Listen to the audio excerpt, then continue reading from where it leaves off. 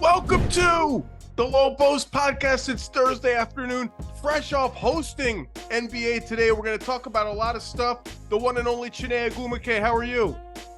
I'm doing well. Today was an interesting hosting day. Hey, you have good days, you have bad days, you have in-between days, but we move.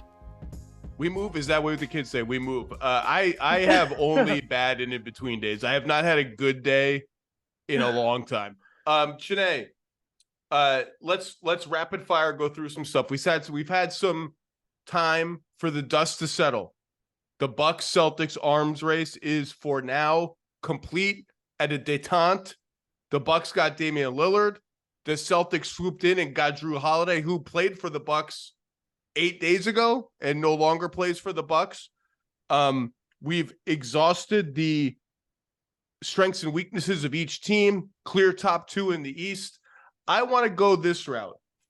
When you think of these two teams playing against each other, which is where my mind has been wandering now, because Philly is just like, oh, James showed up. Oh, good.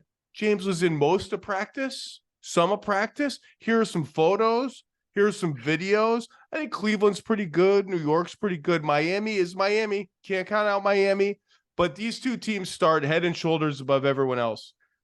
And they're circling each other.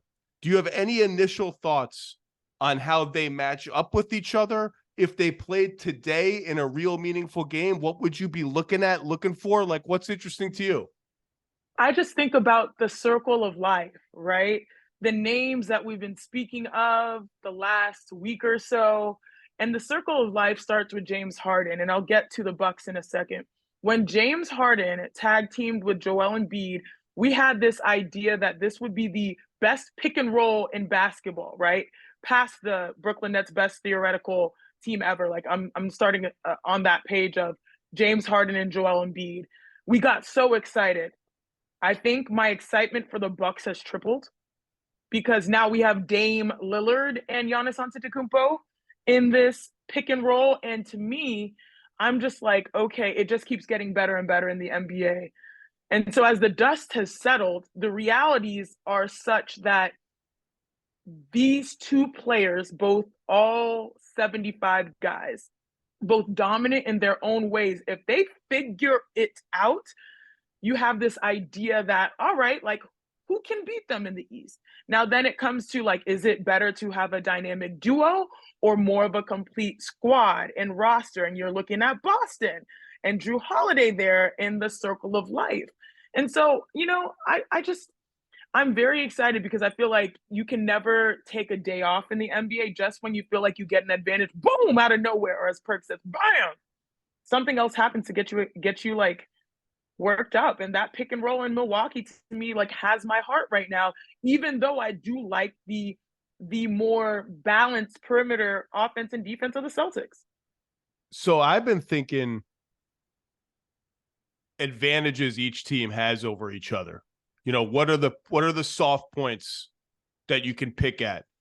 And if you just ranked the players on these two teams, like best to 20th, the Bucks have the best guy. Mm-hmm. That's Giannis. I would put Tatum second and Dame third. And then there's like a drop to a cluster of awesome players who are below that. So the Bucks' chief advantage is they have two of the top three players, and those players complement each other beautifully and in exactly the way that the Bucks need to loosen up what has been a clunky half-court offense and create this absolutely unswitchable, unguardable pick and roll. You can't switch it. Like the Celtics have one guy left who's a proven Giannis defender, Al Horford.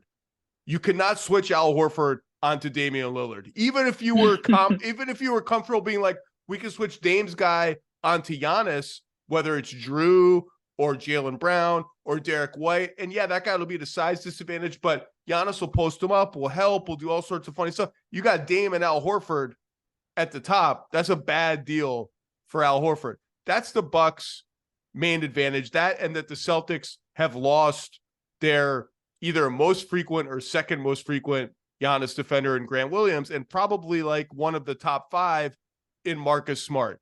That pick and roll is going to be awesome. And yeah, the Celtics are going to have a lot of defensive answers for it that we can talk about. It is immediately the best two-man game in the NBA. It is a nuclear effect on the Bucks offense. I cannot wait to see it. And that's where you start in terms of, okay, what does Milwaukee have going for it that Boston's going to have a hard time countering?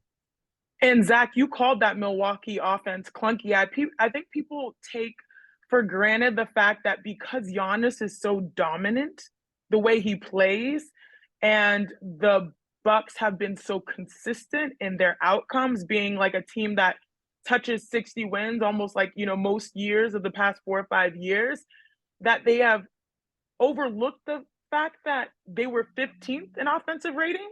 Like a team that good should not be that low. Well, and more specifically, their half-court offense was like not very good in the playoffs every year, even when they won the championship. Exactly. And I think that that's what they hedge their bets on. That Dame can sort of free them with early transition buckets. That pick and roll offense can make things a little bit less predictable and less scoutable and more free flowing at the expense potentially of their defense to some degree, because what Jrue brings, also knowing that Marcus Smart is gone, but like still people don't talk about Jrue's defense as much. They talk about how he's an all-star again and how he's been like that thread that holds everything in between, but his ability to be two-way, I think, and also his ability to hold down the fort while Giannis may have late missed some games. Chris Middleton tried to work his way back from injury. Like, he's one of those thread players that will never get the full credit that he deserves. And when I mentioned Jrue, I was talking to my sister, Nneka. Nneka is 2 years older than me, and she was in the same McDonald's class as Jrue. So Nneka is like very tight and like, they're like on the same timeline and everything. And that's the thing she mentions. Like, there's some nuances to this trade that may not be so obvious that I look forward to see materializing when the NBA season starts. I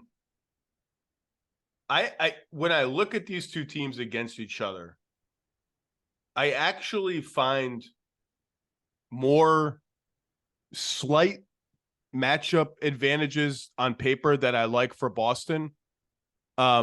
If you rank the players just on sheer talent, like I said, Boston has 2, probably 4 and 5 with Jaylen Brown and Jrue Holiday.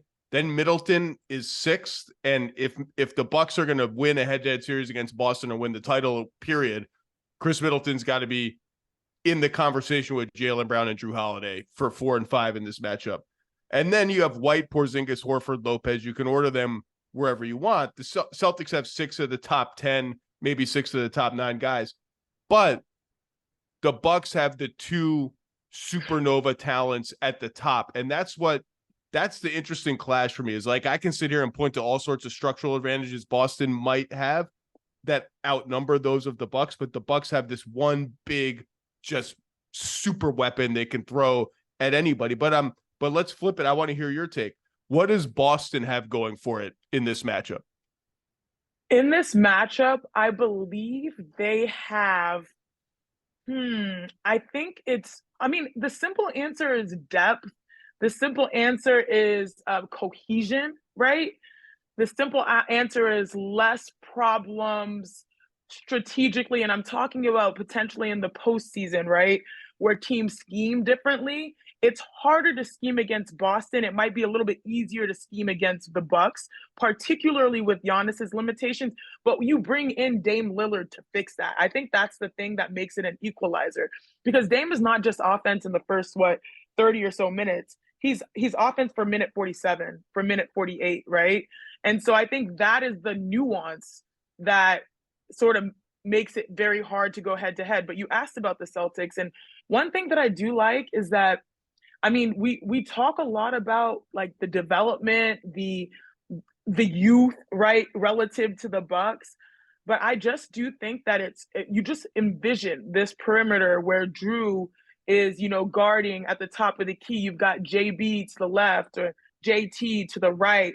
And then if Porzingis is able to turn into something consistent, knowing that they have not necessarily had the most center production, at least offensively, the unicorn is like the X factor here. If he's able to, and I always say, like, and I'm not saying Porzingis is a role player, but role players win you games, stars win you series. Well, series are definitely predicated on a role player playing, above and beyond. If he's able to play above and beyond at the right time and touch his potential, that to me is where my Boston Celtics focus is. Like, we talk a lot about the perimeter, but I know we have some trust issues with how like things could go for Porzingis, but his development, his intensity, his purpose, his hunger, his drive, that to me is going to be the catalyst for what becomes a battle of, okay, I have a big man that can stretch the floor versus Giannis, like that's where those strategy plays happen come deep in the playoffs. To your point, when I think of advantages for Boston, I think of three things. Number one, I mean, I just don't know how Milwaukee's perimeter defenders are matching up against Jaylen Brown, Jason Tatum, and Jrue Holiday. The answer used to be weaponize Jrue Holiday. He now plays for the Celtics. And by the way, if you put like Damian Lillard on Jrue Holiday or Malik Beasley on Jrue Holiday or, whoever, like all of a sudden Jrue Holiday's got like the third best perimeter defender on him. That's when like the bully ball Jrue Holiday drives start to work a little better. So that worries me from the Bucks perspective. The second thing is when Boston plays with one big, whether it's Horford or Porzingis, and maybe in this matchup it almost has to be Horford because he's got to guard Giannis. And if he guards Giannis, the Celtics have put wings on Brook Lopez before. They're comfortable doing that. You want to throw the ball to Brook Lopez? Maybe he punishes us, maybe he doesn't, but they've done it many, many times. I do think the Celtics are going to have to see how Jaylen Brown can guard Giannis, particularly if they want to play Porzingis as the only big, which they should. I think Jrue Holiday will get some chance. Like, this is just life. You don't have Grant Williams. You gotta make it work. When they go one big, like four legit shooters and one big. Now, all their top six, really all their top 9 are 3-point shooters. All their top 6 are really good 3-point shooters. But when it's 4 perimeter guys and one big, it's just like Al Horford is still kind of a slow release 3-point shooter. Not slow, but he's not like quick trigger off the dribble. Yeah, no, it's like set. These guards and even Porzingis is super quick release. The Bucks defense without Jrue Holiday is almost completely dependent now on the two-headed monster of Giannis and Brook Lopez at the basket. I'm interested to see how that looks when the Celtics really stretch it out. Like if it's Horford at center and White, Tatum, Brown, Holiday, who's Giannis guarding? Giannis and I know this might. Sorry, Go ahead. Zach. I don't know if people even think about this. Maybe as a player, I think about this, but like the institutional knowledge that Jrue has on the Bucks might actually like, you know what I mean? Like in games that matter, and we're talking about like who would edge, who out in a series. The institutional knowledge that Jrue has to go up against the Bucks, I think might be interesting because that edge might not be as, it's greater than probably the institutional knowledge that to stop Jrue, if that makes sense, because of the talent on the perimeter that the Celtics have can sort of neutralize that. When I said who is Giannis guarding in those stretchy Boston lineups, I don't mean like Giannis is one of the 5 best defensive players in the NBA. Historically, he has preferred to guard big guys or total non-shooters so he can hang around the rim. He has dabbled in guarding Jaylen Brown when he's had to or when the matchups dictated that's been the guy that they said, okay, he and Marcus Smart. If you've got to guard a perimeter guy on Boston, those are the guys it's going to be. Well, Marcus Smart is gone and he's been replaced by a better, more dynamic offensive player in Jrue Holiday. Maybe Derek White, Giannis can guard him, but Giannis has historically preferred big guys, non-shooters, and hasn't guarded the perimeter ball handling quicker guys as well as you would think, given how fast and athletic. He just hasn't looked super comfortable doing that. So I like how that lineup can kind of test what is now the Bucks' most reliable defensive lineup by far is Giannis and Brook Lopez. I like that. And the third thing in Boston's cap, so to speak, is Al Horford's old. Generally been fairly healthy though. And I feel like the Celtics are better positioned to turn Al Horford into like a 20 to 25 minute game player. the Bucks are really counting on Brooke Lopez, who's going to be 36 this season. Like, to win the championship against the best teams, they're like, as currently constructed, they're counting on Brooke Lopez to be as awesome as he was last season on both ends. Might have been the best season of his career. And to do it for like 30 plus minutes every game against the best teams. And they're counting on Middleton, who, by the way, Adrian Griffin just spoke to reporters. I don't know if you saw this while you were hosting the show. Chris Middleton is not practicing full go with the Bucks right now because he's still recovering from whatever knee thing I think he had in the offseason. And like Adrian Griffin, it was a very weird Q&A. The transcript is up. He kind of hedged, like, is he going to be ready for opening day? We think so. He's progressing. Those two being so relied upon, it doesn't scare me because they're both really good. I just feel better about the durability of most of Boston's best guys, which sounds weird because Porzingis is not durable, but I think both teams have a lot to bring to the table. I think Boston has maybe one or two more like strategic advantages, but like I said, the Bucks have the trump card, which is that 2-man game. Like I just cannot wait to see these two teams play. Yeah, I'm like, I screamed when the trade happened. I was like, oh my gosh, can we have an emotion? Like, this is huge. I agree. I think the Bucks have the power, but I mean, that's that tale as old as time. Is it star power or is it team basketball that will carry things over? And so we'll just see. But I do think that the urgency is going to be interesting because, I mean, Giannis wants to win now. Dame wants to win now. Dame and Giannis are on the same timelines. I mean, the way that they have constructed the Celtics is to win now. They've come so close. And so it'll be interesting to see at that time when, the rubber hits the road. It might just come down to mentality. And I know that's a weird answer, but I'm a player. Like, it might come down to who wants this more, who's healthy, available, and wants this more, and not necessarily strategy. And also, like, it's going to be fun because we have all the narratives because of the trade. I can't wait to see it. I already did the trade recap thing. I'm not going to overdo it.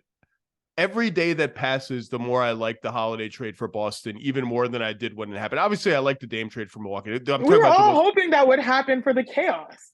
I'm talking about the most recent trade. I like it more and more as it goes. I actually thought of it. It feels like such distant history, but I wrote a column whenever, I don't know when the hell it was. I've lost all track of time, arguing that if I were the Celtics, I would probably not trade Jaylen Brown in a Kevin Durant deal. Remember, that was like the rumored offer was like Jaylen Brown plus Derek White plus a boatload of draft equity or whatever it was going to end up being.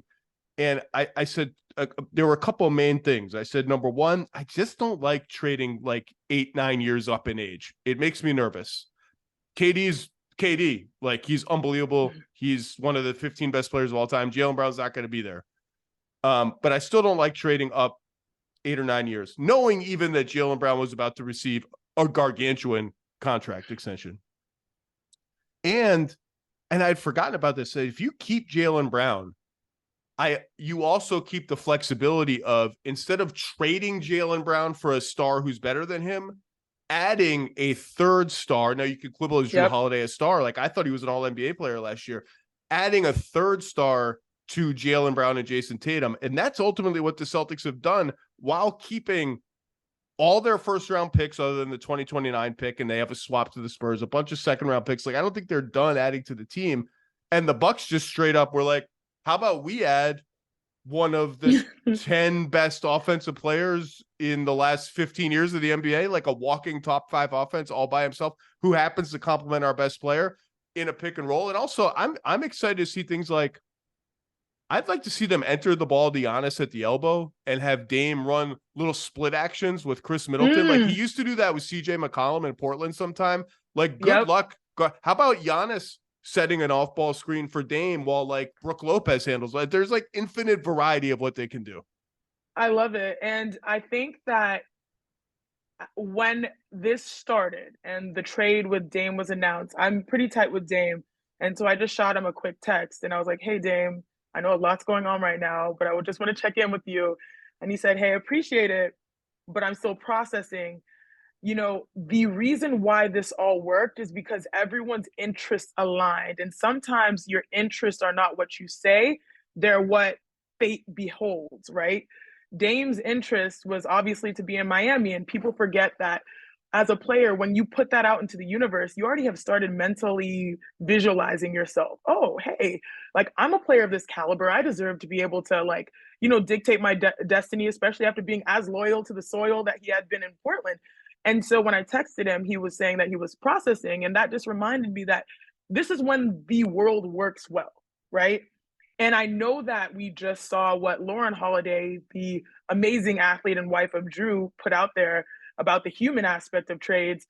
I do think that even though that is a reality, it all worked out to where everyone has a real chance to compete. And if you talk about each guy involved, Dame, Giannis, Jrue, that is their number one interest, to be valuable, to be contenders. And so even though it's not what Dame envisioned, with, I don't know, I was going to say Mai Tais in South Beach. I'm not like that great with that type of stuff. But and Giannis saying, hey, I need to win a championship. These are healthy decisions made by franchises, particularly the Bucks and obviously the Celtics. We know Portland has a way to go to get back to contention. I love this healthy process because more often than not, when these things happen, it ends up breeding some kind of discontent or just side effects, teams making desperate decisions. I mean, we see what's happened between Brooklyn, Philly, everything that's transpired with James, it never really feels good. And it feels like it's not going to end out working well. I think this one worked out well, not only just for basketball fans, but also for the players, even if it was not what they originally designed. And what's cool about the regular season is we get to see not only how the top players on both these teams figure out how to amplify each other, the coaches figure out how to use everybody together. We also get to learn a lot about the benches of both teams because they both sacrifice depth. So the Celtics are going to see Peyton Pritchard and Sam Hauser and Luke Cornett. The Bucks, can they turn Beauchamp into something? Can Crowder reemerge as a rotation piece for them? Portis is Portis. He is what he is. He's amazing as a sixth man. We know that. We get to learn all about these guys, and it's going to be fun. By the way, you just articulated, I was going to ask you what you thought about why, the Clippers, for instance, were standing in a place where do we go all in for Jrue Holiday? And I don't know exactly what the Clippers offered, or do we kind of hold out and hope we get another guard, maybe specifically the dude with the beard, for a lesser price? And I heard another podcast sort of rhetorically ask, why does nobody want James Harden? Why was there this complete crazy bit, not crazy, but just very frothy bidding war for a 33-year-old guard on an expiring contract? And nobody wants this other not nobody, but there's limited interest in this other 32-year-old or whatever he is guard on an expiring contract. And I just think if he's on an expiring contract, I'm either just getting him for a small period of time, or I'm sacrificing assets to quote rent him, or I have to pay him a lot. And if I pay him a lot, I have to live with the reality that it just ends badly. It seems to end badly in every place. Why do I want to deal with that? You said processing. Other bit of breaking news today, Joel Embiid said he's playing smooth with it for Team USA, spurning France. I guess spurning Cameroon. Cameroon is not qualified for the Olympics. Spurning it as well, yes. Look, obviously, the USA is not taking these FIBA World Cup defeats and these fourth place finishes and seventh place. We're not taking it sitting down, Chiney. We're bringing everybody. We're bringing the whole gang. We're recruiting other guys that we're going to go to the other teams. Bam Adebayo said he's willing to play. He's a great international big man. Do we bring all three of Joel Embiid, Bam Adebayo, and Anthony Davis as big men? We only get 12 spots, but we haven't. I'm going we. USA number one. We haven't lost. Oh God. The Olympics since 2004. We're bringing everybody. But I wanted to ask you about this because you've played for Team USA, but you also have had the opportunity to play for Nigeria. And I just sort of wanted to get your take on were you surprised this is where Joel landed, and what's your personal experience sort of debating a similar decision been like? Yeah, I think that this is I understand why Joel made the decision he made. You know, my family, we are all hoopers. My older sister, most notably, playing with Team USA at a high level. But the realities is that when you make these decisions as an adult, it's much more complicated. And I say that because as children growing up in Houston, Texas, we were courted by the Nigerian national team to potentially play for Nigeria. And we also were courted by Team USA to play.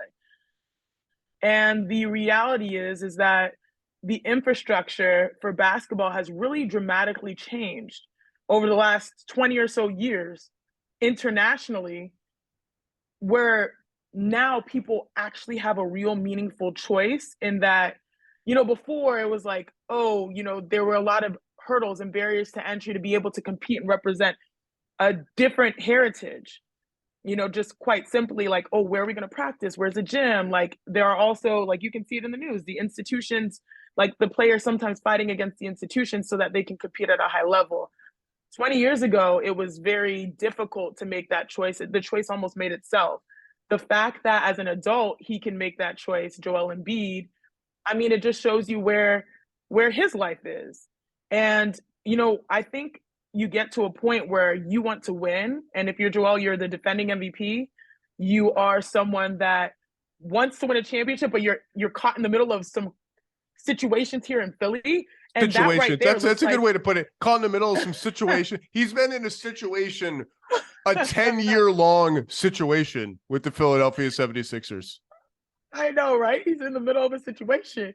And so he's coming off of a hotly contested MVP that he won. He wants to win. He knows that his time, especially, being as a healthy player and like trying to push in his peak in his prime, like, why not go and get this championship here, especially as I'm building a life here, knowing that his life has changed, in amazing and blessed ways here in the US. So that decision does not surprise me, but I do relate to the difficulty as an adult to make that because, France is a part of him and Cameroon is a part of him the same way Nigeria is a part of me.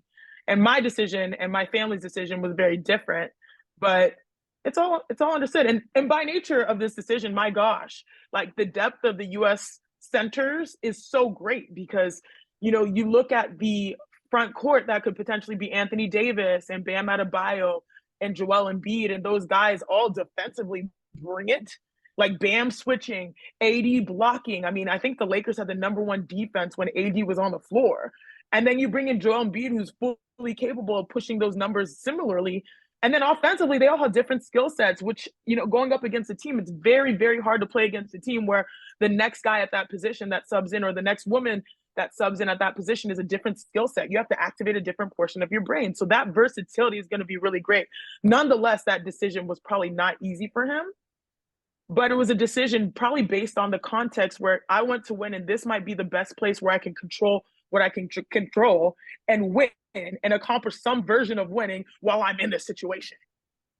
Well, they better win because they're going to be loaded and they're going to have to bring it because Serbia is going to have Jokic most likely, and hopefully, knock on wood, France is the host country. Canada is legit good now and may add a couple, like if they add Jamal Murray and Andrew Wiggins to the team that came third in the World Cup, they're not to be trifled with. And like couple of these European countries who haven't qualified, like if Spain and Lithuania get in, like you got to bring it against those teams. Pressure's on.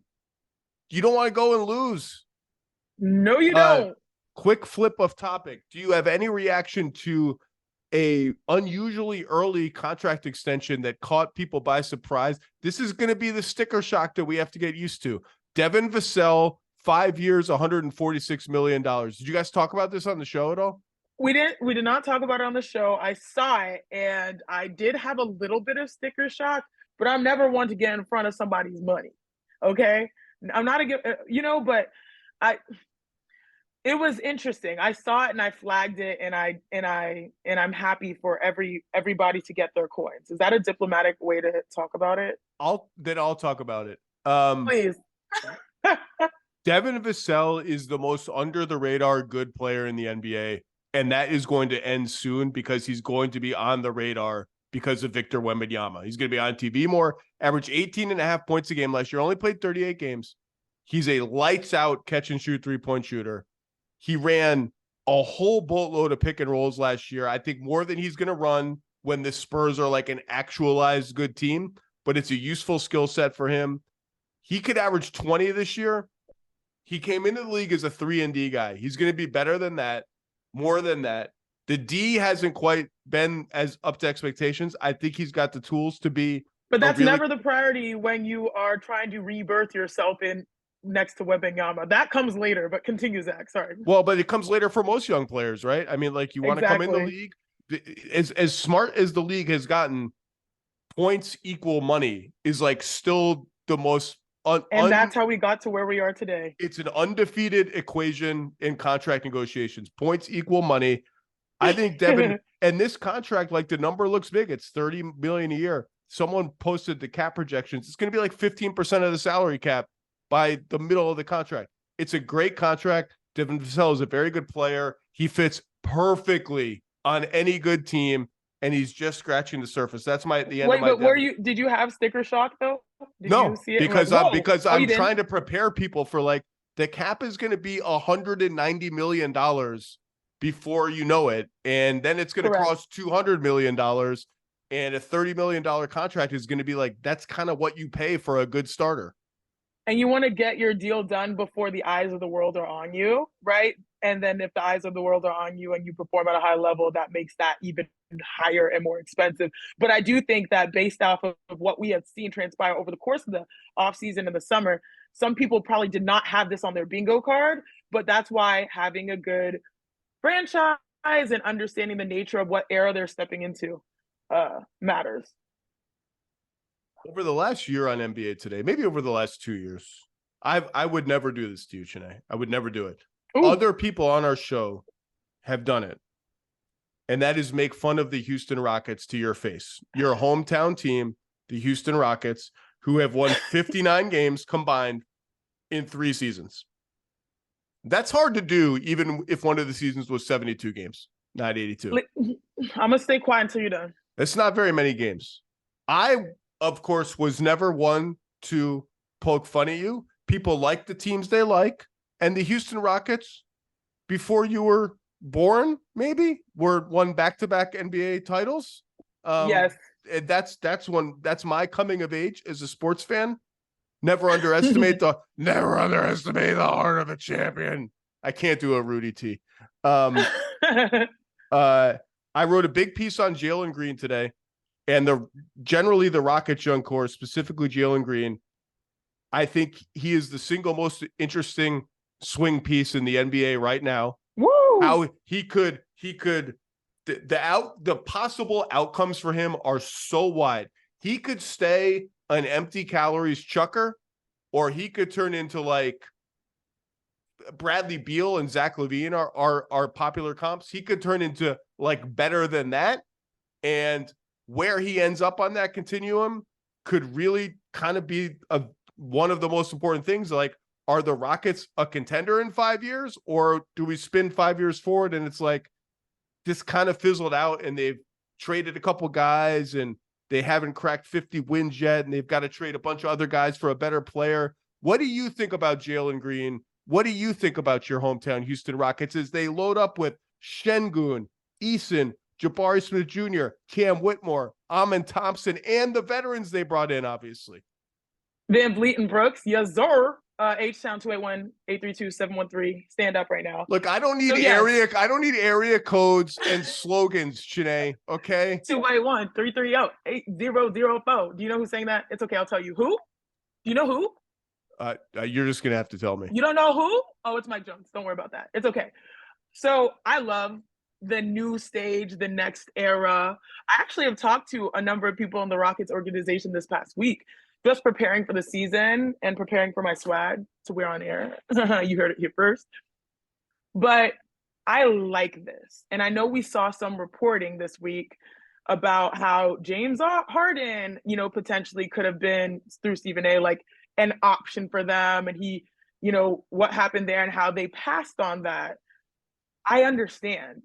I really understand because they're betting on something younger. They're betting on dissociating from the past and nostalgia when it comes to what has the era been defined up until now. There was an era of the beard, right? But now it's okay, the era of youth. It feels like that has finally turned the corner, and we believe in that just by nature of the coach and his ability, Ime Udoka, to develop and to demand basketball, not just like you said, calorie chucking shots and all that type of stuff. It's the format of the team, meaning getting Fred VanVleet. The reason why, through what I've heard, is so that Jalen can continue his maturation and growth, and Fred can also consist off of the ball.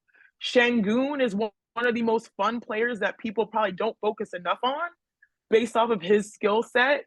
Dillon Brooks, it's not easy to go from most hated to most beloved hated. Does that make sense? No, Like, but I'm curious to hear what you mean.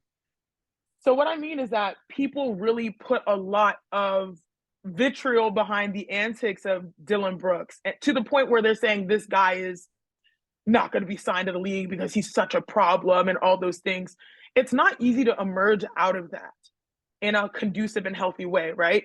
But he did so this summer with his play in the World Cup, right? Won some people back. And then I think that has really inspired, to some degree, the idea that the Rockets are not here to just play games, but you have someone on the floor that is willing to circle some and to compete at a high level and to match up against the best. You know what I mean?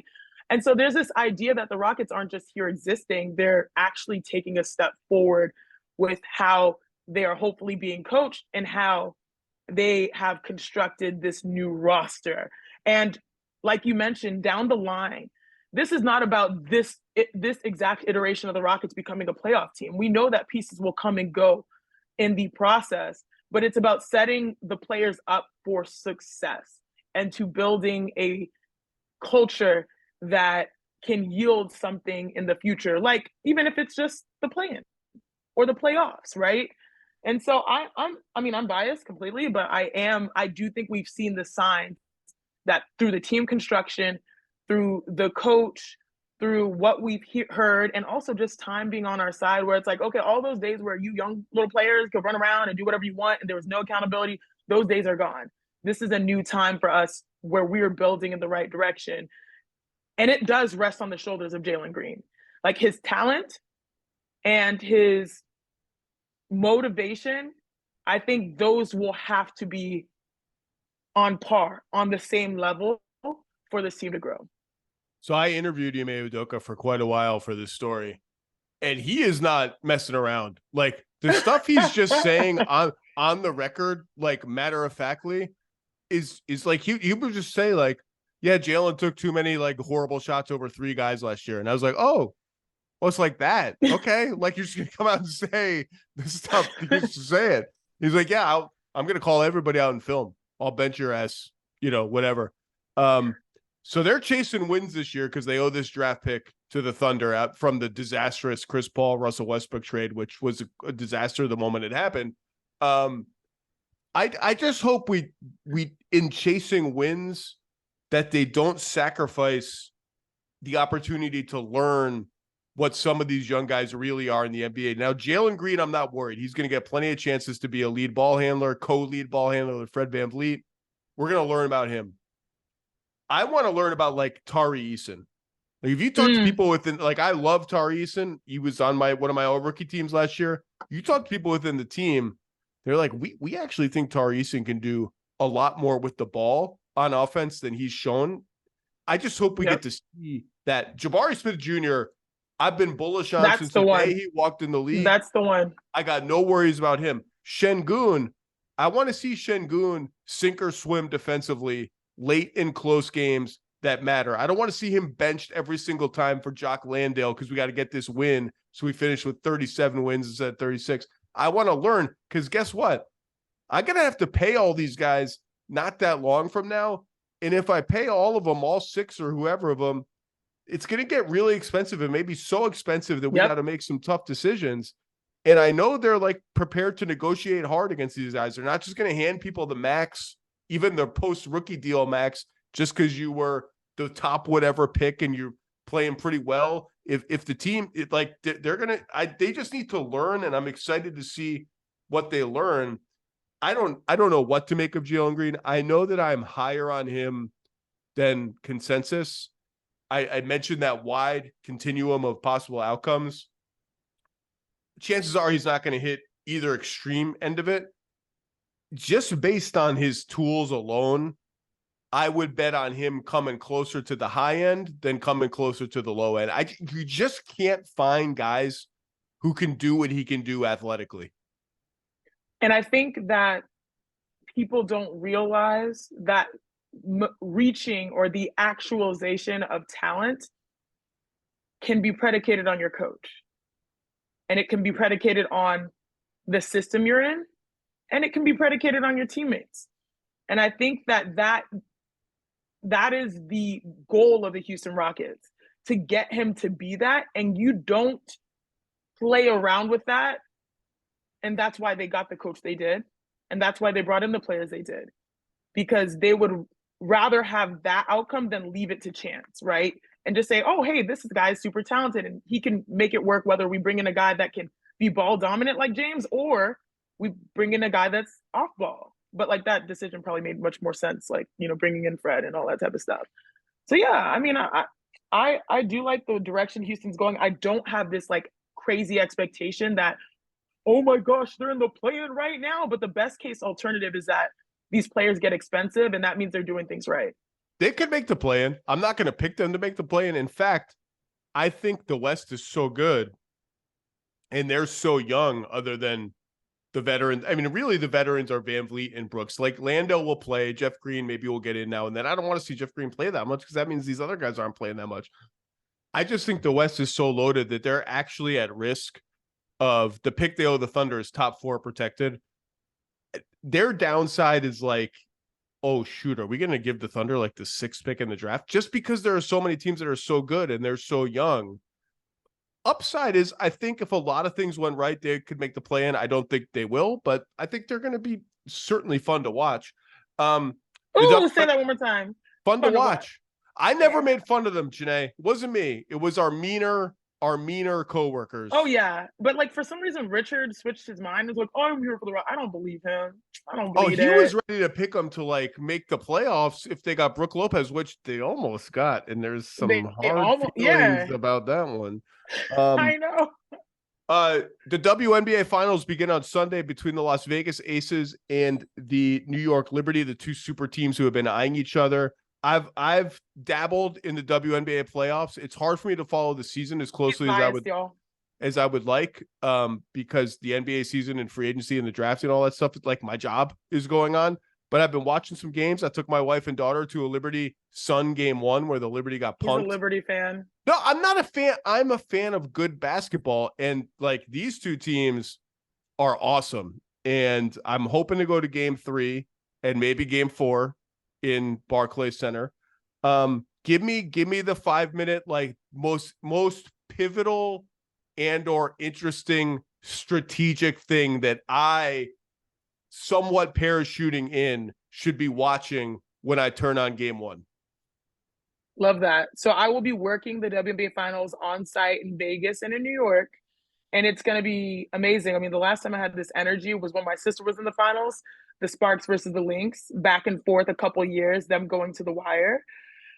So the one thing you should watch for, and Asia has been phenomenal against most, if not all, teams, but the Liberty have posed, I think by nature of their composition, having a post player like Jonquel Jones that is just, physical and, loves to get downhill on the rim, but then also switching out there and having to guard Stewie, who was a pick and popper, that has been more difficult than people expected, because Candace Parker used to offload some of she used to like shoulder some of that load. Now it's all on Asia's shoulders. Because Candace Parker's injured. What is her injury? I think it's ankle, foot-ish, okay. Right?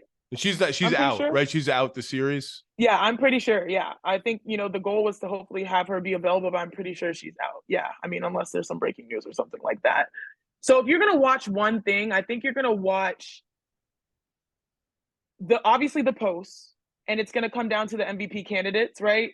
Like Stewie versus Asia. And I think styles make fights, right? The way that the game is played, the style in which the game is played will determine the champ, because Asia is so good one-on-one. She's really good in the mid-range. And Stewie is more system, pick and popper and facilitator. If the game goes more systematically, like the New York Liberty through the hands of Courtney Vandersloot, who's like a system point guard, technical whiz. I told my daughter, I was like, I want you to watch, see Vandersloot, see Sloot. I want you to watch her pass. Like when we went to game, I was like, I want you to watch some of the passes that she makes. So I played against her when she played at Gonzaga, West Coast battles, and like she's been consistently just straight up a wizard. And so if the style is played to more of that way, system, offense, flow, I think it's going to play to Stewie's hand. It's going to play to JJ's hand. But if the game is played towards transition, breakdown, one-on-one, that plays more to Asia's hands. So I think just watching the pace and watching the cadence, if I'm New York, I'm trying to set up an offense each and every play and play the game that way. If I'm Vegas, I'm trying to not run one play at all. I'm trying to hoop. And so the way that these games are played stylistically will dictate, I think, who wins. So, that's something to watch for. So UConn Husky legend Breanna Stewart was the MVP of the WNBA this year. It was a 3-person race between her and Asia Wilson and Alyssa Thomas, who plays for the Connecticut Sun. The voting was so close that when they released, when it got tweeted out, X'd out, whatever we're saying now, I was like, I couldn't believe it was like 5 points, not 5 votes. It was like 5 points separated first, second, and third. Asia Wilson got left off a ballot or left out of the top 3 on one ballot. Have we identified that person is sweating right now? That person is sweating. If we had a 3-person MVP vote that close in the NBA, it would destroy NBA discourse for like 4 months, and the repercussions of how every individual voter voted, you would be hearing about. It was like so close and apparently quite controversial. Did you vote? No, I didn't, and I want to. Well, I'm a player, so. Oh, that's right. Right. I want to vote at least media space. So, who would you have voted for? On the NBA side, I would have wanted to vote. I want to vote on the NBA side because I can do that. On the women's side, I'll just tell you who I would have voted for MVP. I would have voted for Alyssa Thomas. I mean, and I skew a little that way because I played with her before. But for what that team withstood, losing Brianna Jones, who was an all-star, and then they set the record for franchise wins, the Connecticut Sun, plus leading the league in assists total and rebounds total, 2 completely different categories. That was one of those comet in the sky, rare WNBA seasons, plus her triple doubles, right? Like the same way we talked about Russell Westbrook when he had a sensational season and won MVP, like those seasons don't come few and far between, right? So I would have voted for AT. Right behind there, it was tough, but I probably would have gone Asia at 2 and then Stewie at 3.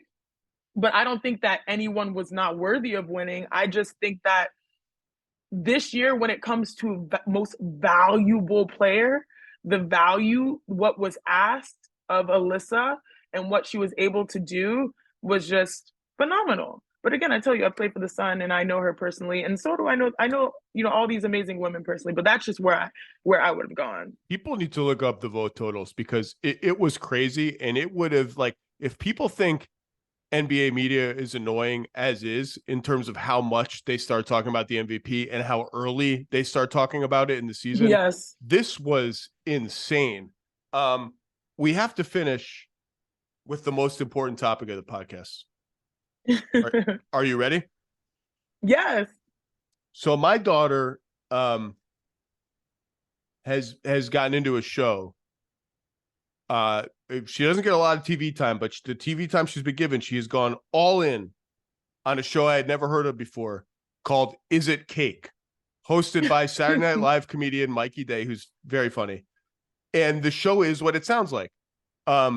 People make cakes that look like other things, and a group of celebrity judges has to guess between, like, okay, here are 5 basketball shoes, and one of them is cake, or 2 of them are cake.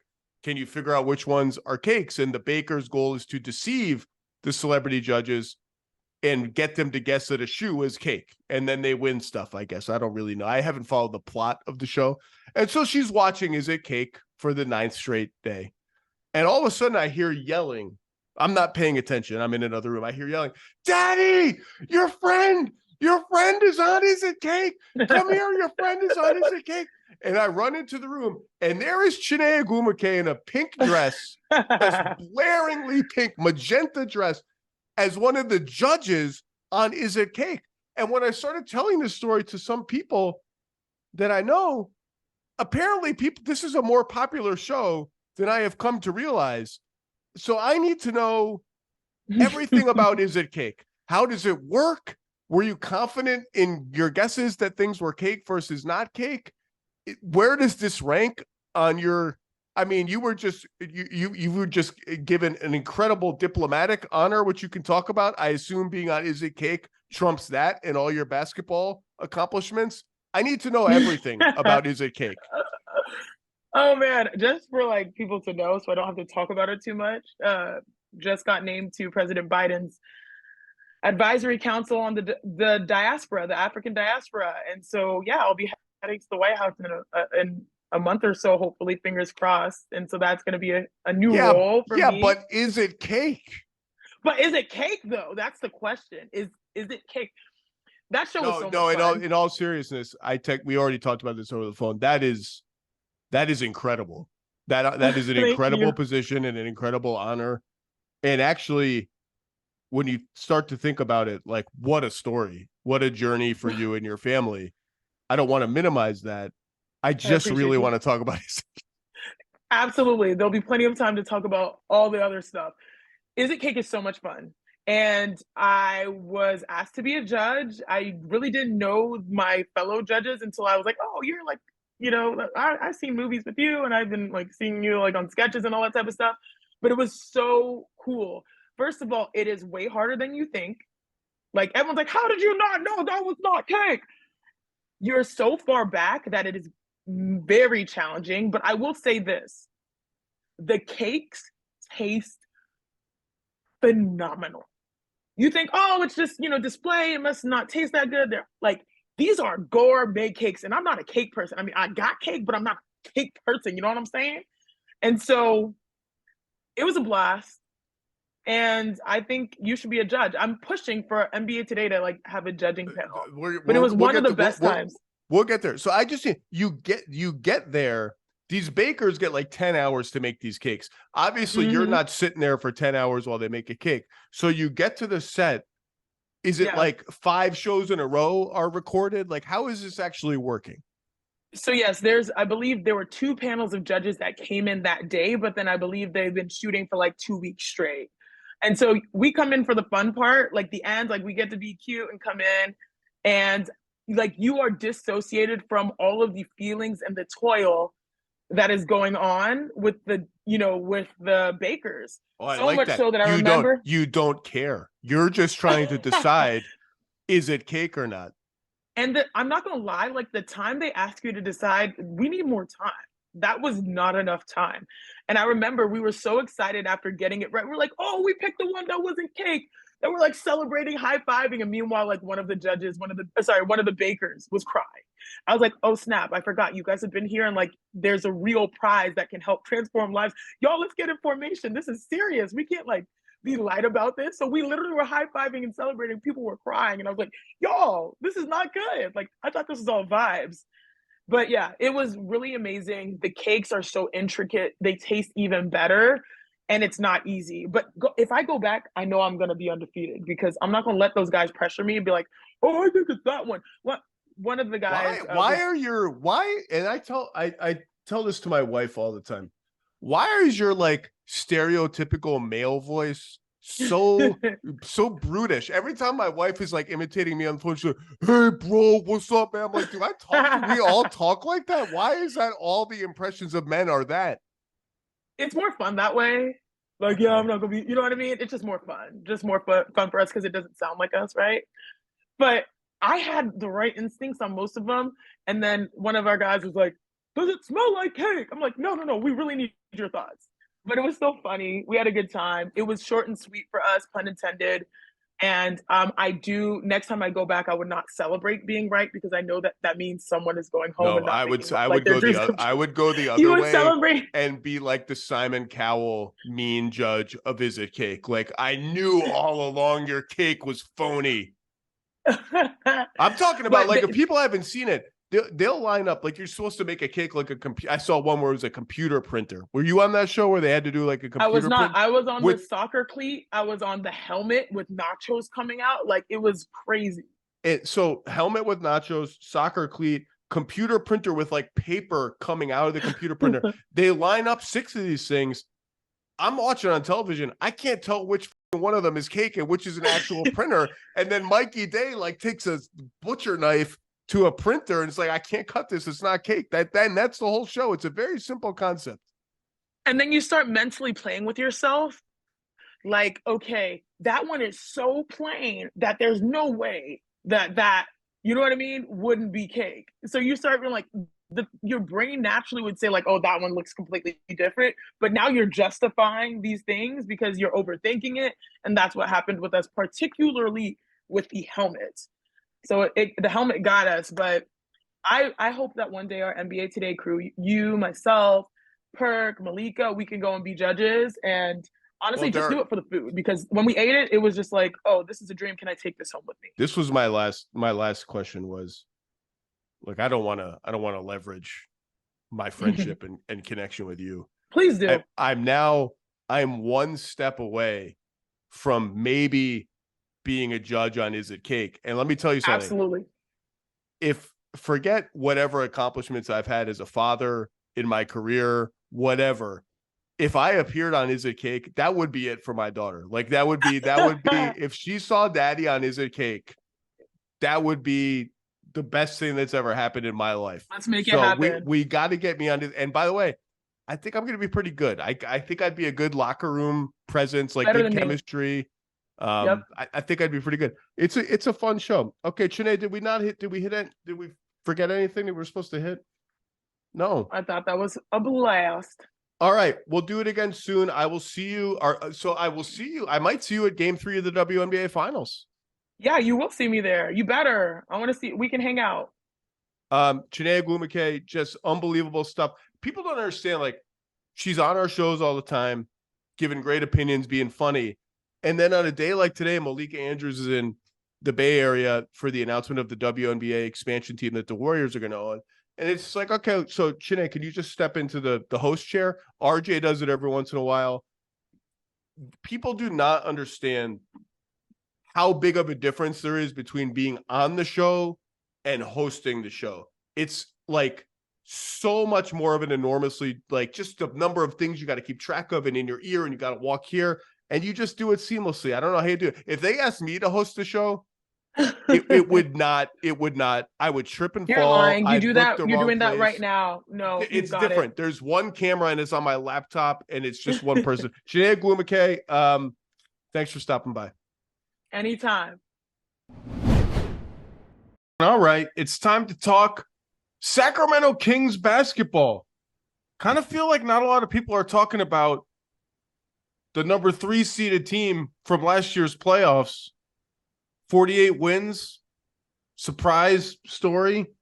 Over-unders are set at 44.5 this year. And I was not a betting man, but I was telling everyone Kings are going to smash the over-under. Last year. It was like 33 or something. I kind of think they're going to smash it again. And I'm pleased to welcome in. How many years in the NBA, Matt Barnes? Like 17? No, I got paid for 16, played 14. NBA champion, my mom's favorite NBA television analyst,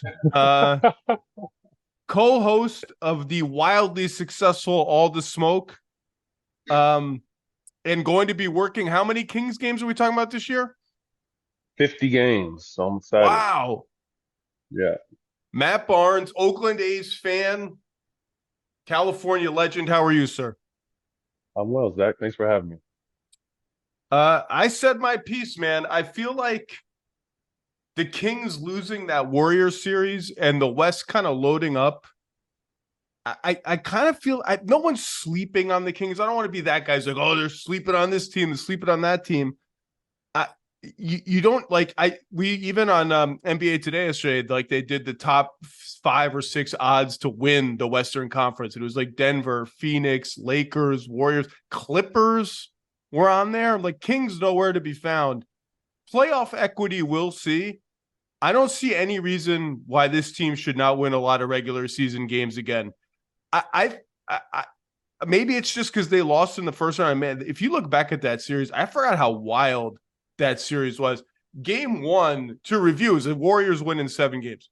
Game 1, Wiggins and Curry both missed game-winning threes for the Warriors. Mm-hmm. Game 2, stomp.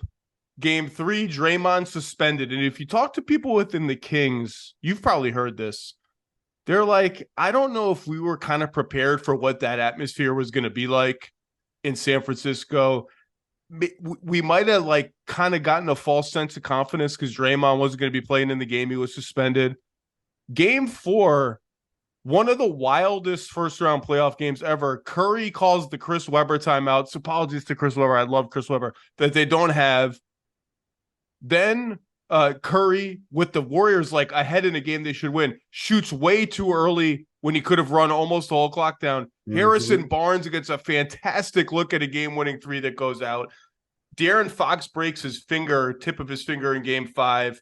Game 6, one of the most impressive wins that I can remember from a young team. The Kings stave off elimination by blowing the doors off the Warriors in San Francisco, and then Curry scores 55. Or 50 rather, in game 7. Kings can't make a shot. Wild series. Kind of think the Kings win that series if Fox doesn't get injured. And then I think everyone's outlook on them is different right now.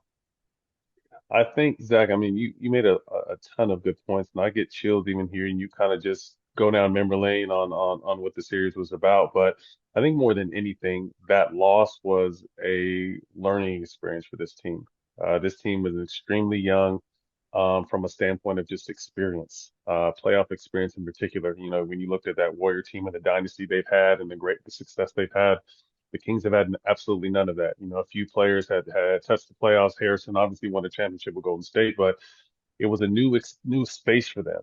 And I think they learned a ton. I mean, you know, as you mentioned, when they went to game 3 and 4 in the Bay Area, there were plenty of opportunities for them to win. Just not being able to close games and execute in crunch time was something that came back and bit them in the butt. But again, I think that was just a great experience. And it kind of reminded me, and I'm not saying they're going to go on this kind of run, but it kind of reminded me of when I was with Lob City and we were the last team to beat that Golden State team. That year, Donald Sterling got kicked out of the league. And they took us to a tough 7 games, and the next thing you know, they were on their run. But I think it was, you know, us matching up against them so many times. We were somewhat, you would say, like the big brother, because they were such a young team. And once they got over the hump of us, you know, they had a lot of success. So I think this is, you know, first round exits, particularly to the Warriors. I think it was just a great learning experience. The outlook on, you know, how, you know, whether people are excited or kind of I don't think they care. You know, I think Mike Brown has these guys ready to play. You know, their goal is to play faster and more physical this year.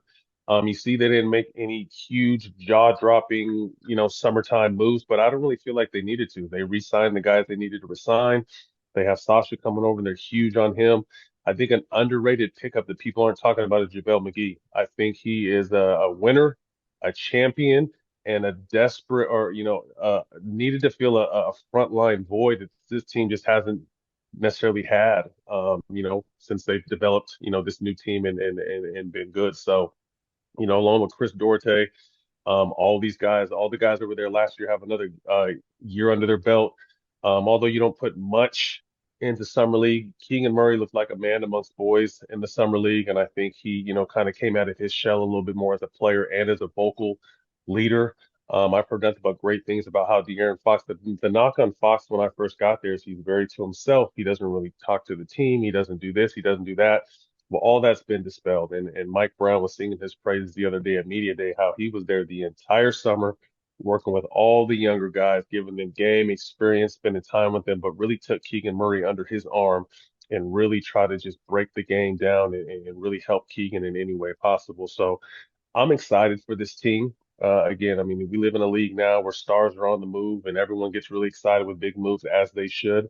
But you also have to account for chemistry. And I know this team is going to have some of the best chemistry in the league. They proved a number of things to me by taking the Warriors to the limit in a series where, like, they were underdogs despite being home court advantage, higher seed. Number one, Fox is a dude. Fox is a stud.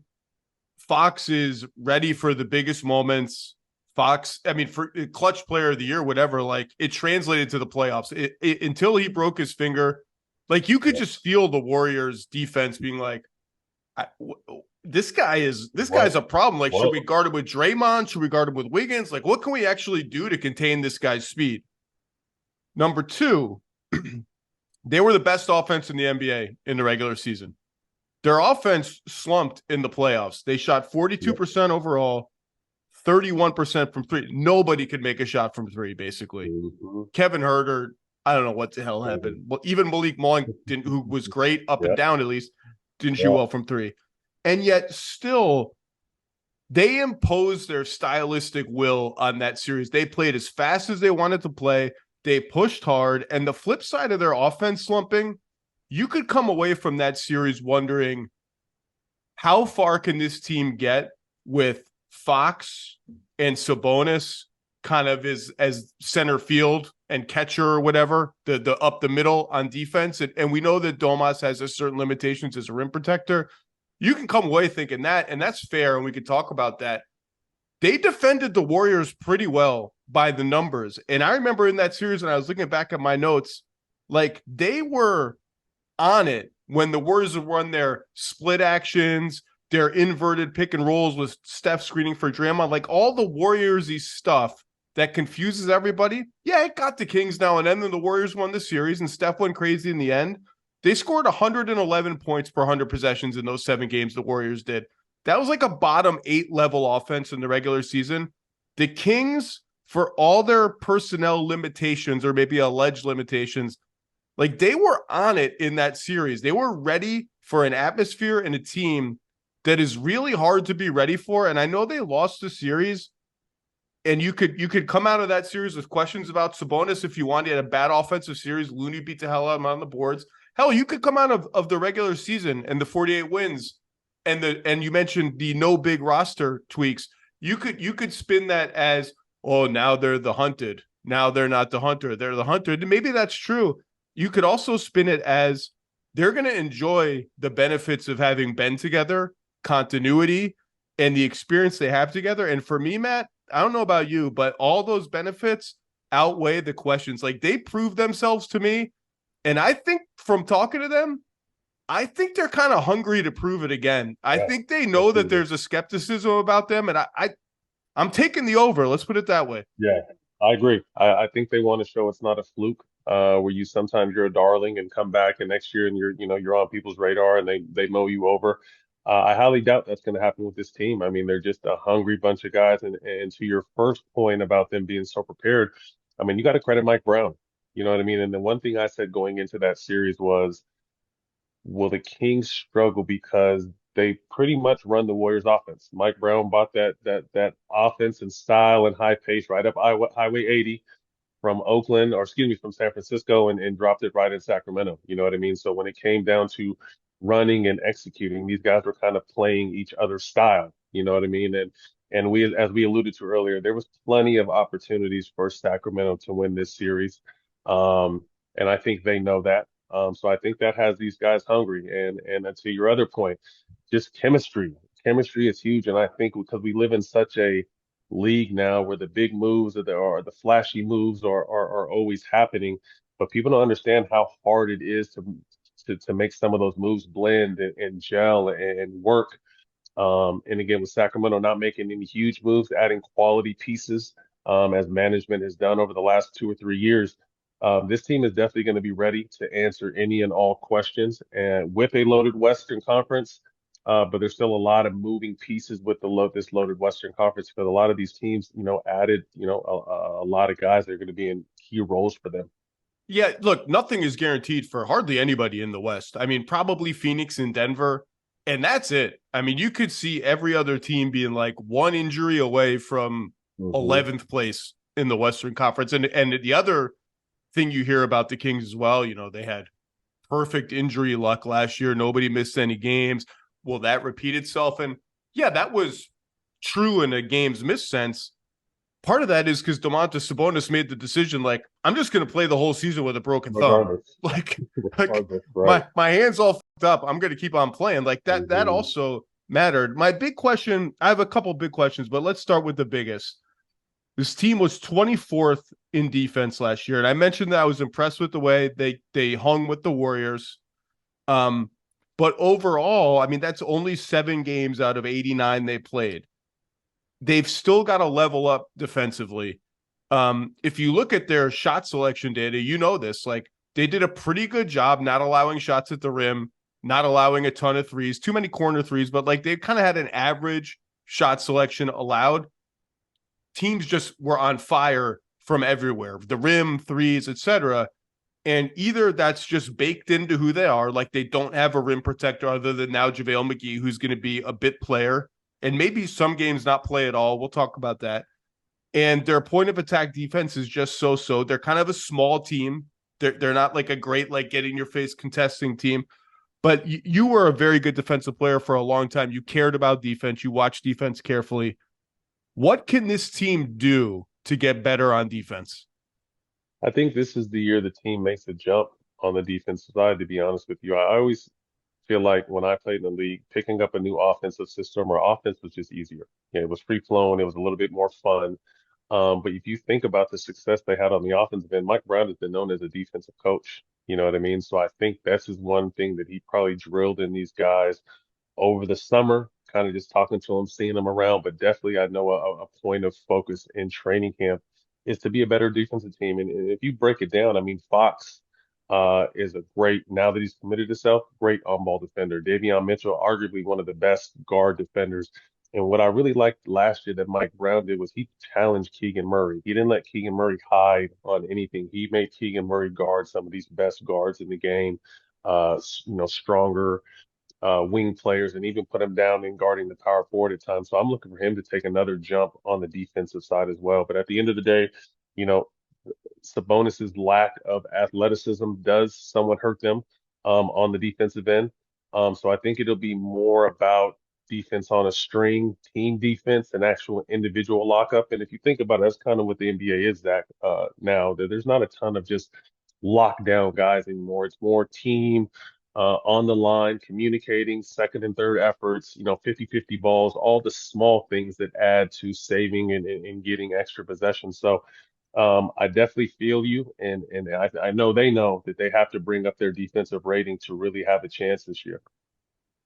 You going back to that Warriors series, it was like a very tactical series. It was a lot of adjustments, and one of the adjustments you saw was sometimes they would put Sabonis over on Gary Payton II or Moses Moody to kind of get him out of the pick and roll. And I'm not saying we're going to see more of that in the regular season, but I thought it was interesting that was already kind of in their bag as a switch it up tactic. And they did some stuff on, like, the Warriors sold out the takeaway the Kevin Huerter DHO game with Sabonis, and they found ways around that. I want to talk more about Keegan Murray because I think he's one of the most important players on their team. Between Barnes and Vezenkov and Trey Lyles, they got a lot of, like, kind of straight power forwards now who are all going to be battling for minutes. Murray is kind of a tweener forward, but I think he's just going to have to play a more perimeter-oriented role on the team because of that personnel glut as he did last year. I was super impressed with him. He shot his way out of a slump in the playoffs. Like, the first couple of playoff games, there was like, oh, here it goes, rookies in the playoffs. Shot himself out of that. I'm wondering, like, what have you gotten to know of him personally, just being around him a lot in the off season, at the end of last season, and like, what's a reasonable expect? I mean, this guy shot 40% from three last year as a rookie. Like, what are you expecting this year? One thing I'll say about Keegan is he's very mentally strong, and that's tough. And Zach, you know, you've been around the game for a long time. Number of younger players come out at the beginning of the playoffs, and literally in that atmosphere, where the whole world was watching this Kings Warriors series, and he struggled mightily. He knew it, and to be able to turn that around and salvage the series, but play some really good basketball once he kind of got his rhythm, really says a lot about his character and who he is and what he's about. I mean, he trusted his work. This guy is a gym rat who works very hard, doesn't say much, but he's always in the right place, doing the right things. He's susceptible to coaching. He's a sponge. He soaks up veteran game from the players, listens to the coaching staff. So I mentioned a little earlier, I'm really excited for Keegan Murray because I know Mike Brown is trying to build him into the one of the best 3-and-D guys in the game. But I don't even like to limit his game just to the 3-and-D on the offensive side because this guy's shown he can put the ball down on the floor. He can run the pick and roll. He's got a nice touch around the basket, and he's also a playmaker. So for someone who's 6'8", 6'8.5", almost 6'9", with the ability to shoot the ball the way he has, his versatility on the offensive end, I think, is underlooked. But I'm definitely looking for him to take a big step on the defensive end because I know Mike Brown, since he got him last year in training camp, has really been drilling that to him.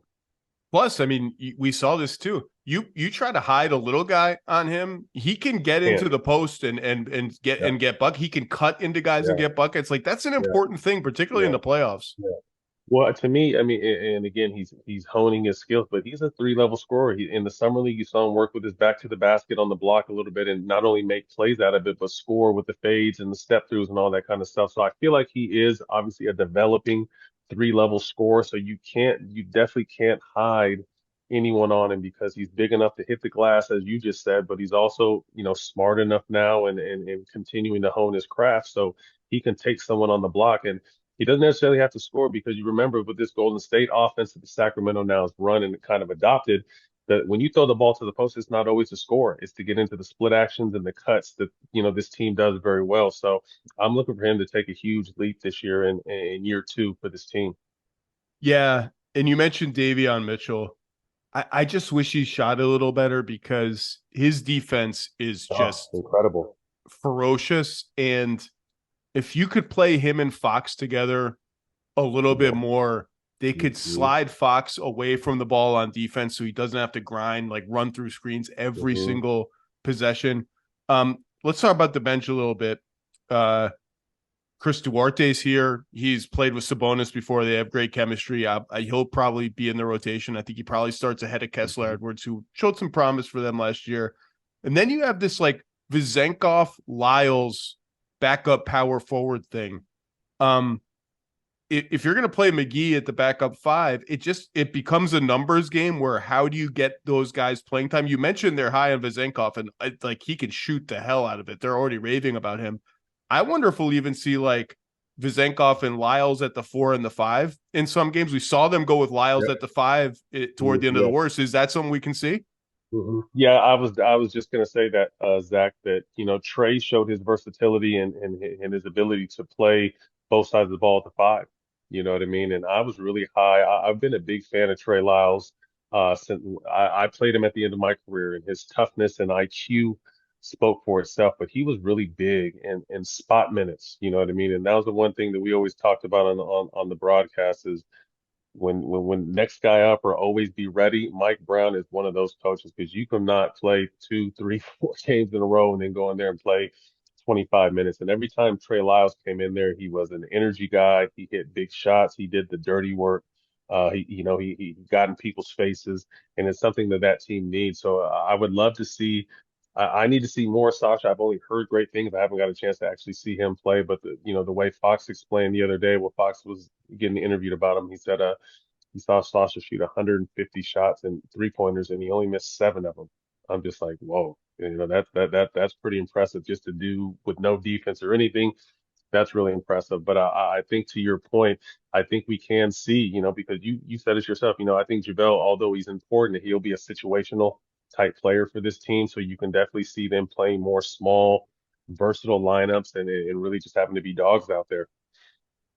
I think this team is for real. Like, that doesn't mean they're going to win a playoff series. By the way, they snapped the playoff drought last year. Now the next one is 2004 is the last time they won a playoff series. So this is 20 years now by the end of the season since they won a playoff series. I think they're going to be really good. They also, I mean, we're getting ahead of ourselves.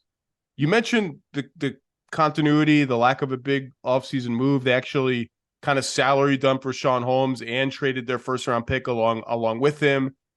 They use their cap space on a Sabonis extension. That's big. It's big. And they brought Vezenkov over. ... They have a lot of trade assets. They owe one pick to the Hawks. You can get around that easily. And all the guys they re-signed this offseason, including and maybe especially Harrison Barnes, given his number, become trade eligible in January, February. Like, if they're rolling, they're a candidate for, like, all right, let's see what's out there that can help our team, I think. Yeah, that's a great call. And I really want to take my hat off to Monty McNair, because he made a huge move.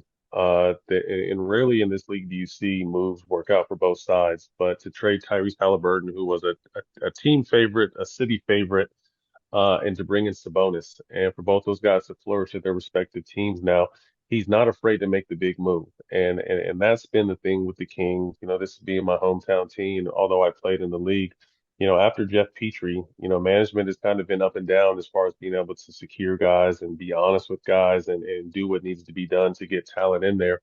But as you alluded to, I mean, they have a ton of pieces now, a ton of pieces and guys with numbers that other teams would take in. So it'll be interesting come, January and seeing where this team is heading into the All-Star break. If they don't go out there and, make one of these splash moves, which is always hard for these smaller organizations because, although, they made the playoffs for the first time in 16 years and it's a great fan base and a great basketball city, Sacramento's just not a destination for free agency. So you have to be really strategic in your drafts and your moves to bring in pieces that complement your guys. So I was thinking that, as someone who kind of works for the team, I don't really ever like to allude to that kind of stuff until it actually happens because I have to see all these guys all the time. But they do have a lot of assets, and I trust Monty and the rest of that management staff to make moves that are needed if needed.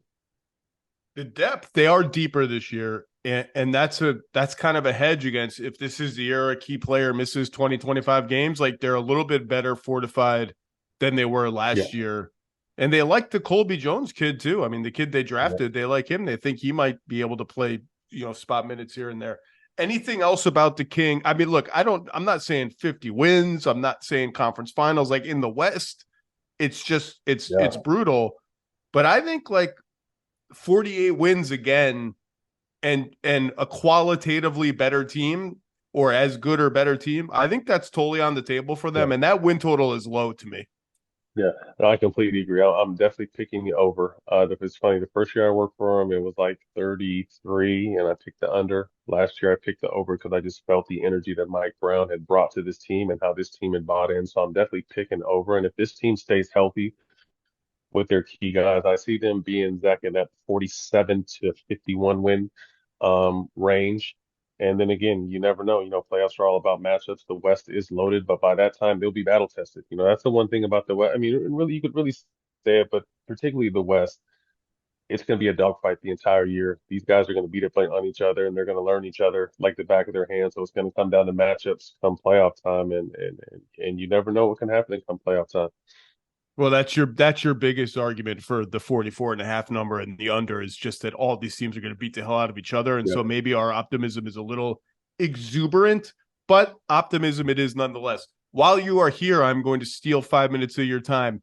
You are an observer of the whole league. You have a gigantic I was going to say national podcast, international worldwide podcast. Give me the quick take now that you've had some days to digest it on the arms race between Milwaukee and Boston. Dame to the Bucks and Jrue Holiday indirectly from the Bucks to the Celtics. First of all, Dame to the Bucks, I love it. To me, I love this move more than him going to Miami. Although Miami is probably arguably, and people always get mad when I talk about cities, Miami could arguably be a better city.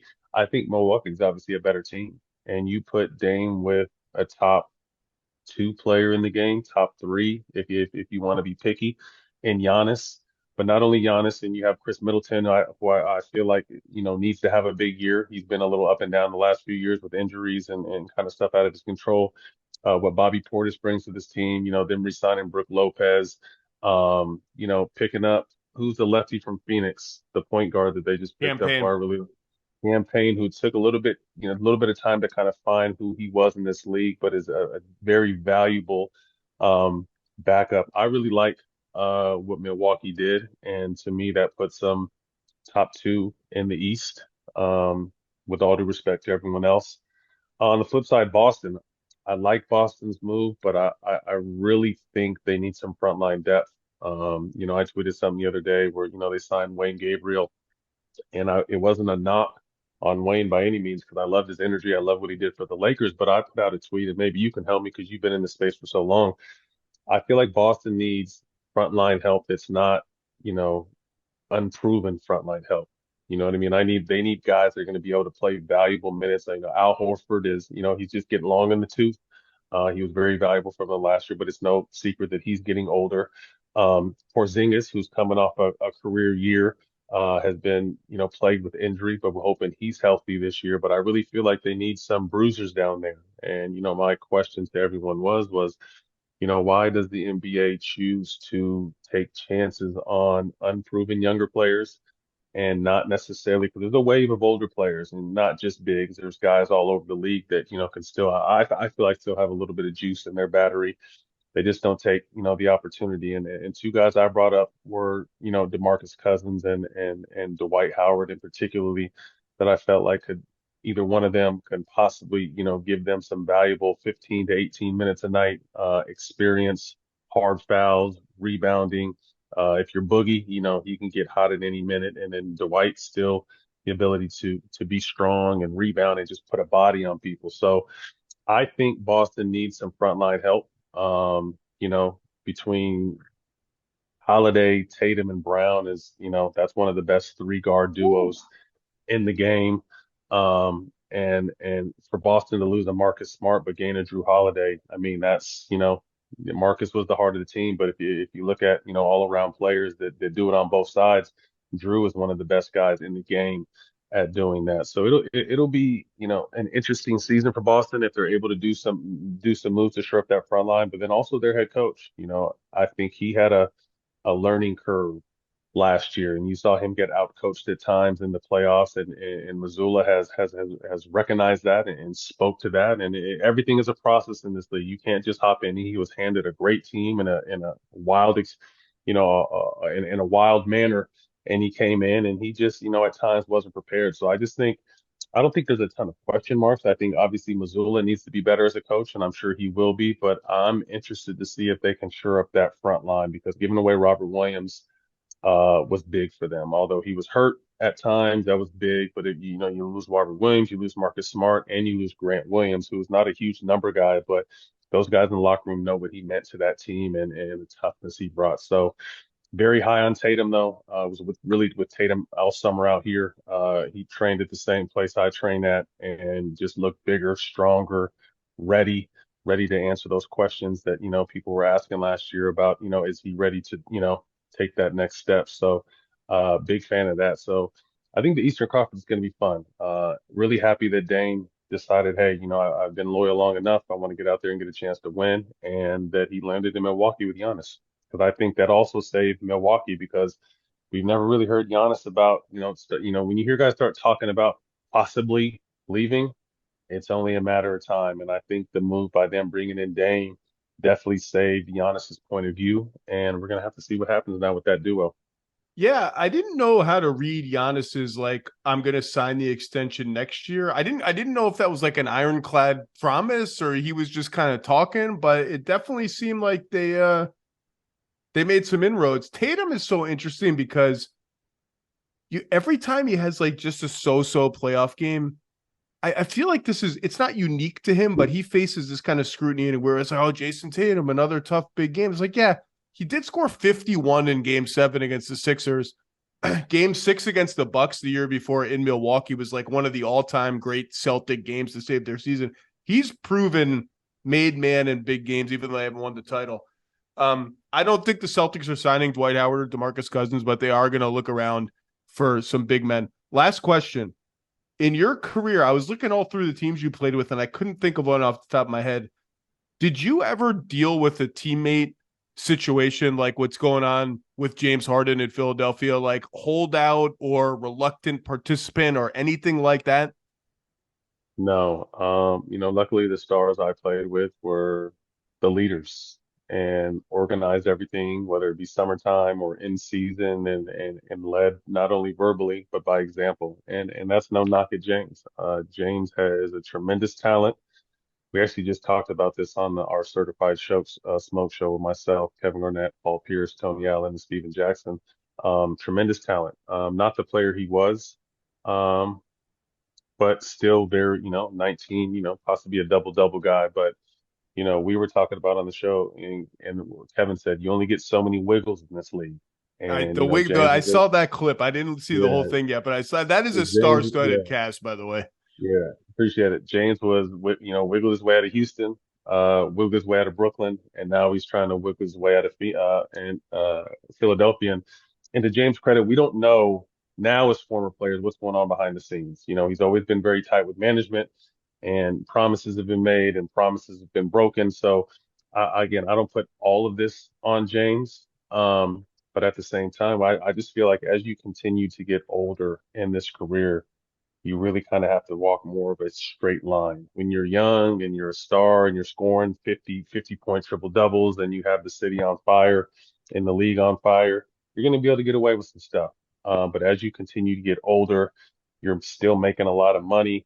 And now you're starting, and now the outside noise is starting to overshadow the play on the court.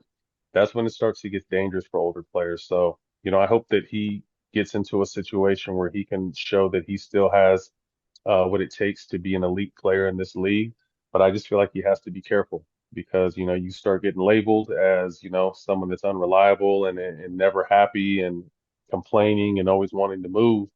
As you get older, that's all teams need to see that to know that they don't want that around their team. I heard a rumor today. I don't know if you saw it, but Stephen A. Smith said something today on their show talking about he almost had a deal with Houston that would have been a max deal, but he told Ime Udoka that he wanted to be back in that leading scorer in the league conversation, and they pulled the deal. So I don't know how true that is. It was on First Take this morning with Stephen A. Smith, and I saw and I was coming home from the gym. I wanted to know if you had heard anything about that.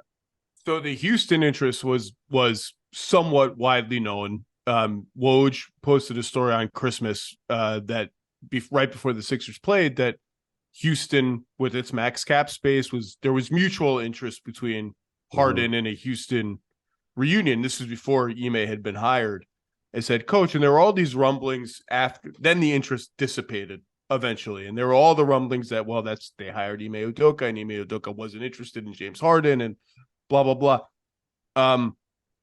I don't know exactly what the conversations were in Houston's brain trust, who was driving the bus of, hey, maybe we should look in another direction other than James Harden, because obviously that conversation happened. They looked in a totally different direction with Fred VanVleet and Dillon Brooks and not James Harden.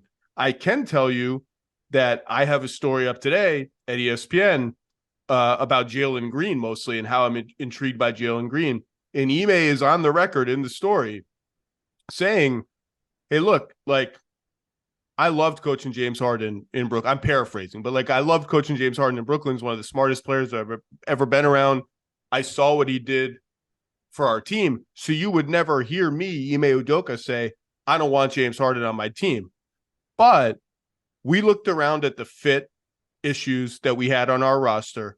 We think Jalen Green and even Tari Eason, Jabari Smith Jr., Şengün, all these guys need the ball. And it would not be fair to them to bring in a guy who wants to dominate the ball. And it would not be fair to James Harden to bring him in and ask him to play a totally different style. And so one of the reasons we signed Fred VanVleet, again, I'm paraphrasing Ime, you can all read the story, the quotes are in there. one of the reasons we signed Fred VanVleet instead and moved away from James was Fred's more comfortable playing off the ball. He's just a more comfortable, at ease off-ball player. And we wanted our guys, especially Jalen, to still have the ball a lot. And he concluded by saying, it's not a negative about James. It's not I don't like James. It was just about the fit for our team. That kind of dovetails with what Stephen A. Smith said about, does he want to be the scoring champion and have the ball all the time? It's just sort of different ways of saying a very similar thing, right? Yeah, no, I completely agree. And, this is a young man's league, as great as, you've been in the past or, your accolades and your resume. It's about what can you do for us right now? And how do you fit in? And with that team being such a young, impressionable team, you have questions. Do you want to bring a guy in that is, what is he focused on? And to me, that's the unfortunate part because, again, James, IQ off the charts, great player, one of the best scorers we've ever seen, but we just don't really know where his mind is at these days and what type of player he wants to be in accordance to what the team needs him to be. So I think it'll be very interesting. I've heard some whispers that there really is some serious talk with the Clippers still. I know he expressed a little bit of interest there, so we'll just kind of have to see where he lands. But I hope that he does land in a place where he can be himself and also by being himself makes the team better. Well, you mentioned the Clippers, and I mean, we'll see what happens with them. But just to conclude, like you mentioned, the wiggling here, wiggling there, wiggling out of there. Whether you're the Clippers or any other team, this is the conversation going on around the league. If I'm going to trade real stuff for this guy, and Philly wants real stuff, he's on an expiring contract. And so I'm presented with the dilemma of A, it's either a rental, B, or I got to pay him long term because I traded real stuff for him and I'm not going to just want to let him walk. And C, it just seems to end badly everywhere. Are we going to make that commitment to him via trade and then paying him and want him to wiggle out somewhere else because he's unhappy? Like, the reputation is there and it's earned. Anyway, Matt Barnes, is there anything else that I forgot to mention and promote from your outstanding work? No, I'm just really excited for this upcoming season. I think the movement makes the season fun. Teams that are continuing to try to climb the ladder of hierarchy in this league makes it fun. There's a bunch of different storylines and get back games this year from guys that have moved around. So I'm just really looking forward to this season starting in a couple of weeks. Hit up the Kings broadcast on League Pass. You'll see Matt popping in and out, pregame, postgame, during games. Just awesome analysis. I miss seeing you around more often and working with you, but I still listen and I'm still a fan. Matt Barnes, thanks for stopping by. Zach, thanks, buddy. Good to see you.